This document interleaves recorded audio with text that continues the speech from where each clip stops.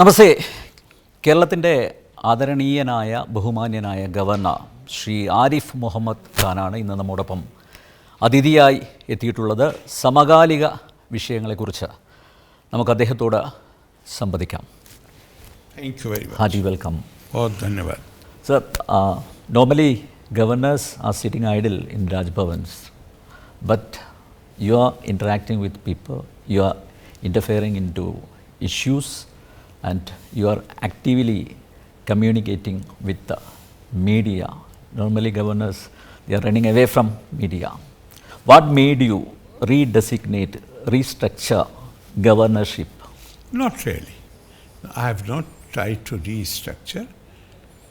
What according everyone does, Pirkirti Yanti Bhutani, each one does things based on her or his disposition which comes naturally. So my understanding of the role of governor, the duties of the governor, they come from the constitution, the oath which I have taken. I have taken oath to protect, preserve and defend the constitution, the law which includes its spirit. That is as far as my role as governor is concerned. But there is an additional role which has come by convention, and that is that because the world over a principle has been universally accepted that there should be no executive interference in the functioning of the academic institutions. They should be free from executive interference. Therefore, in India, the instrumentally which was adopted was to make governors the chancellor of the higher educational institutions. Okay. And there my role, if I am the chancellor, in fact, even before I give you my perspective on that, I would like to quote Dr. C.N.R. Rao, who is the topmost scientist of our country, very old, but he is the topmost, Bharat Ratna, topmost scientist. He said here in the Raj Bhavan, before so many people, he said the problem with the universities is that the government provides the money, but they do not have the power to discipline the university. Okay. That power is with the chancellor, and chancellor is governor. So normally, because he is not responsible directly for any administration, therefore he presumes that even in universities he should not take any direct action. Therefore universities are going haywire. This is what Professor C.N.R. Rao said in this room, in front of so many people. He said, the chancellors, if you want to bring discipline to the university, if you want them to improve the academic standards, then chancellor is duty bound to play proactive role, because discipline, providing money to the universities is the duty of the government. But governments, to respect that principle, that there should be no executive interference, government has not been vested with the power to discipline the university.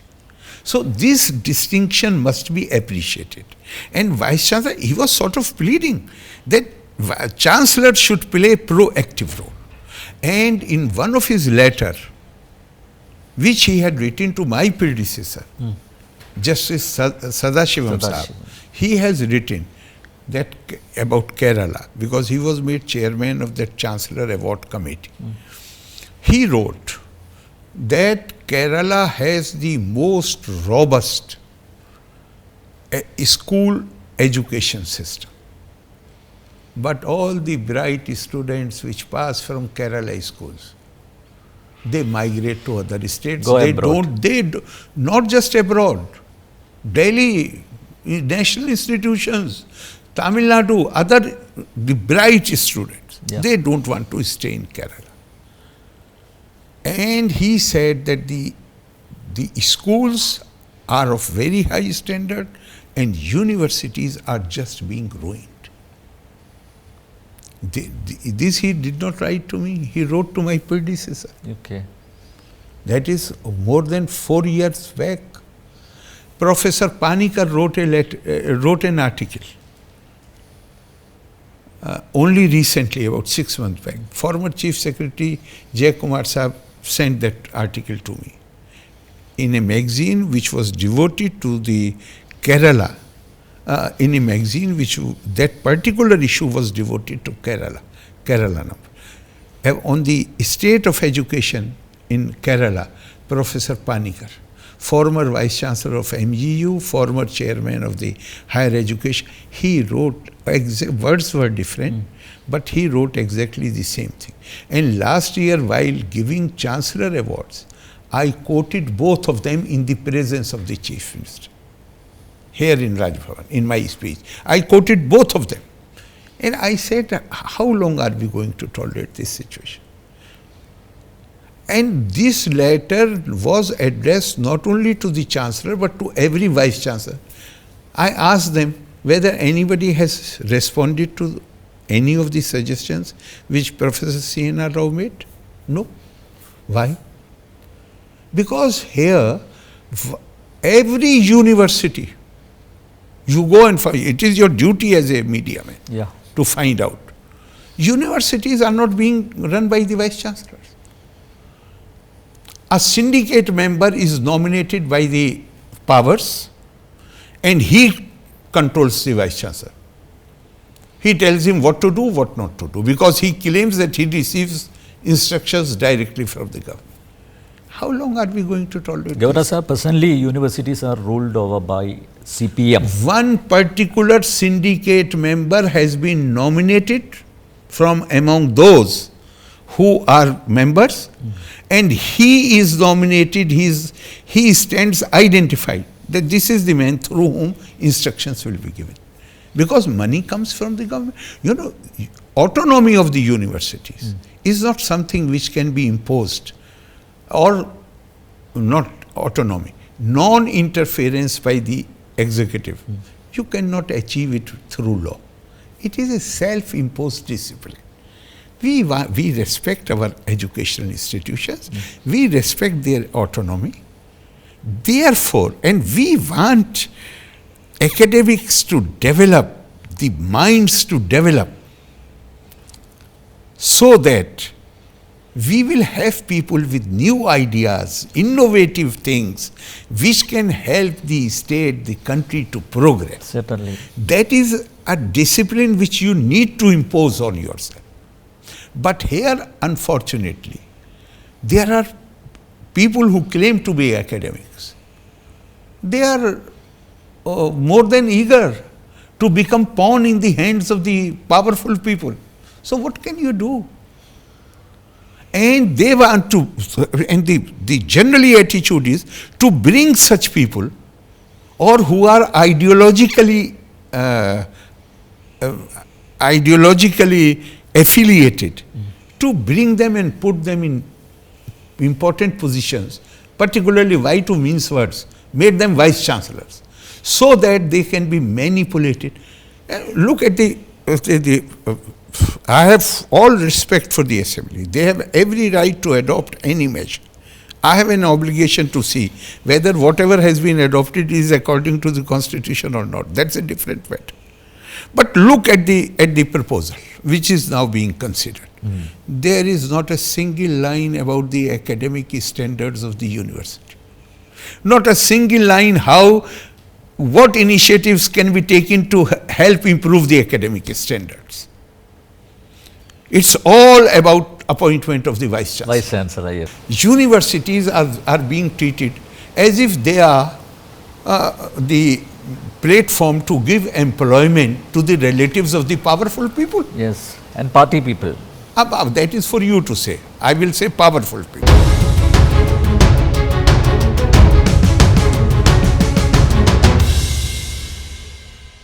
Sir, is Pinarayi solely responsible for this chaotic situation in the universities in Kerala? I can discuss issues. I won't discuss individuals. But the state of affairs is But absolute. individuals are playing, sir. So then you should leave it to the judgment of your readers who is responsible, or your viewers who is responsible. I don't want to discuss. For me, this situation is unacceptable. Do you think that Dr. Gopinath Ravindran was reappointed only for appointing Priya Varghese as How associate can you, professor? otherwise, how can you justify that a candidate who was ranked lowest UGC ranking list, in interview that candidate is brought to be number one? How can you explain that? And Kannur University syndicate decided to go against you, to challenge you in High Court. Then why did they not go? Yeah. High Court has already stayed the decision. They should have some sense of shame. They did not go. Next, they decided not to go to the court because they are more aware than you and me of the wrongs which they have committed. They knew all that will come into light.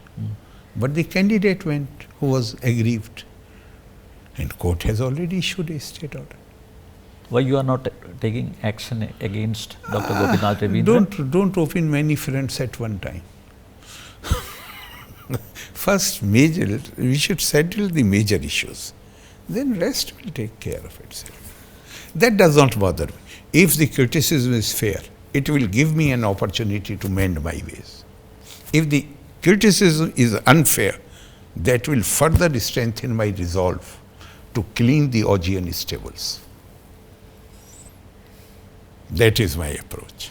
After all, government passed University Laws Amendment Bill.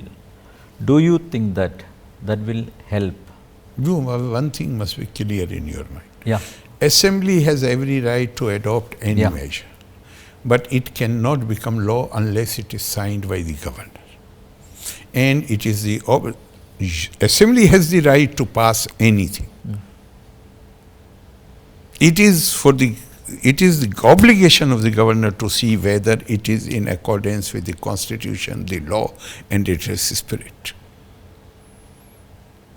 Only when the governor is convinced that no constitutional provision has been contravened, then he can sign it to make it law, otherwise it cannot become law. So you are not going to sign? I am not going to say that. I will examine it on merit.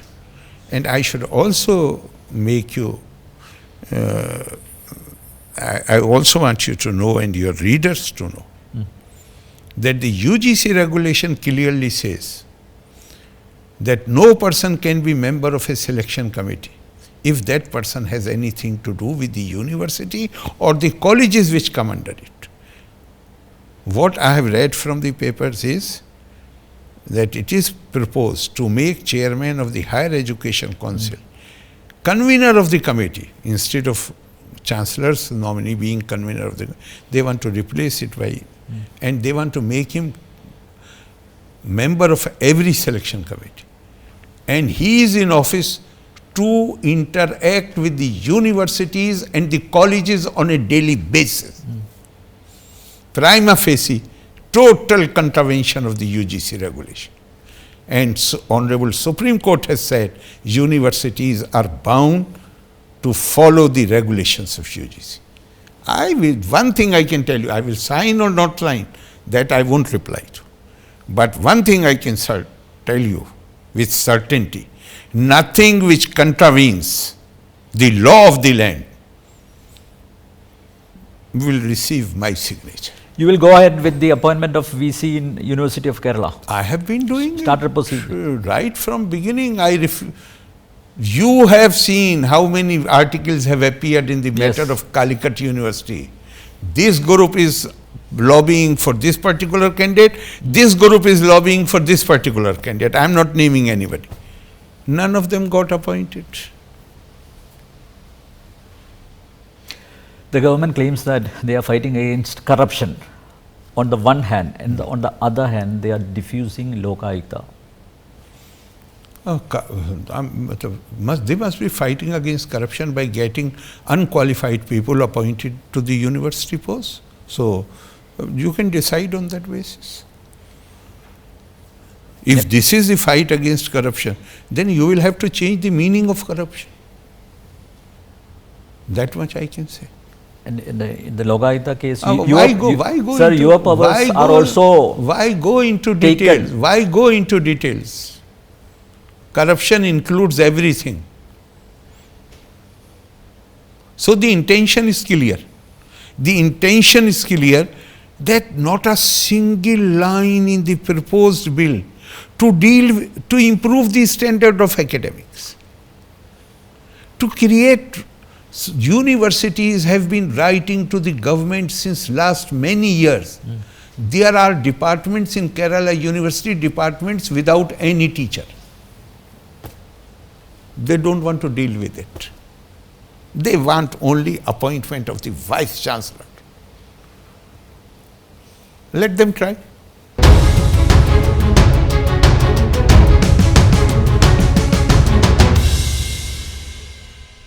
Islamic terrorism is gaining strength in Kerala. And several youths are recruited to IS. But the government and the police is mum on this issue. I don't want to comment on this. The only thing which I will say is that we should be careful about using the terminology which the terrorists want to be used. Because these criminals, out and out criminals, they want to take refuge under the cover of religion. We should not help them. They are simply barbarians. Anybody who does not respect the principle of sanctity of life, you may belong to this religion or that religion, but no religion, including Islam, permits that sanctity of life should be violated. Why I should give them advantage? They call themselves Islamic. Why I will call them Islamic? I will call them barbarians, inhuman. And I am fully aware that in Kerala, special efforts are being made because Kerala has been is sort of a society which can be described as a compassionate society. It is one state where no cultural identities, separate cultural identities are claimed. All people speak one language, they eat the same food, they culturally speaking, their folklore, their songs, their dance, everything is common. You can find people who will say this is Malabari food, this is South Kerala food, this is North Kerala food. Here nobody, I have ever heard anybody saying this is Muslim food, this is Hindu food. Kerala is a wonderful state.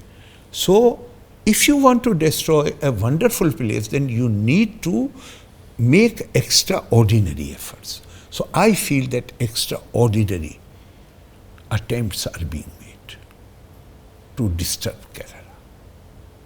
And I can only say that presently I will not go into details, that whatever feedback I have received, I have alerted the security agencies. I have also had many meetings, and whatever is comes within my ambit, I try to encourage them to be more proactive and take action. What about the remarks of former Minister K.T. Jalil? Azad Kashmir, India occupied Kashmir. My request to you is that we should not give publicity to these remarks.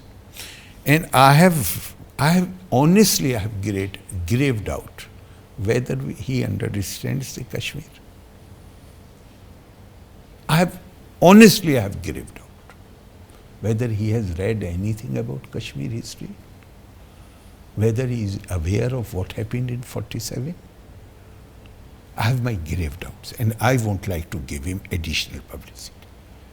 Sir, even the court directed to register a case, but Let court, but police. Not at my level. Not at my level, because I believe that we should learn to ignore certain kind of attitudes.